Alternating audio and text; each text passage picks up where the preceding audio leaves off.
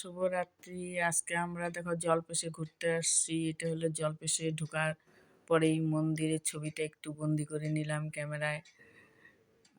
রাত্রে আসছি, রাত্রের মন্দিরের সিনারি খুব সুন্দর। তারপরে মেলায় ঢুকছি, মেলায় ঢুকে যে আসনে পাতার আসনগুলা, ঠাকুরের সিংহাসনে পাতার ওইগুলা আমার মেয়ে দেখতেছিল। আর এখানে যে বাসন, একটা তোমার বাসনের দোকানে একটা শঙ্খ নিবে বলে আর ওই আসন নিবে বলে, তো নেওয়া হলো না, পছন্দ হয় নাই, আসন থেকে বড় হয়ে যায়। এগুলো ভিতরে পাতার জন্য ঠাকুরের সিংহাসনের বড় হয়ে যায় অনেকটা সিংহাসন থেকে, তো বড় হলে কীরকম হয় না, ওর জন্য এখান থেকে আর নেওয়া হলো না। পছন্দ হয়েছে,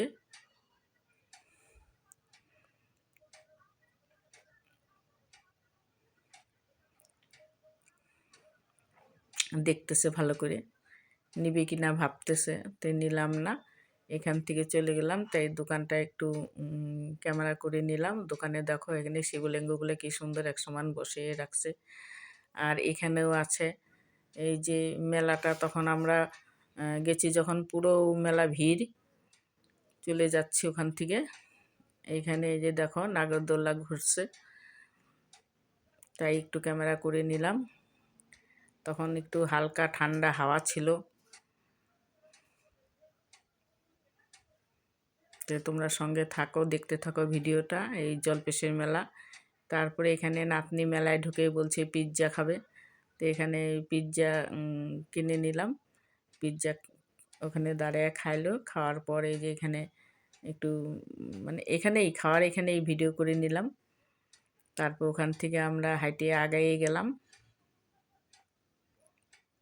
এইখানটা একটু ফাঁকাই।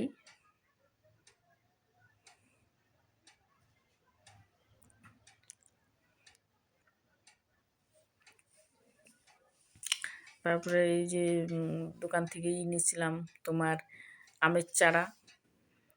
তো এখানেও আমার দেখতেছিলাম দোকানের মধ্যে ওই ছোট ছোট ওই যে চন্দন ঘষে রাখার বাটিগুলা। দেখো দুই পাশে দোকান কি সুন্দর। এইখানেও একটা নাগরদোলা আছে ভিতরে বড় মেলাটায়।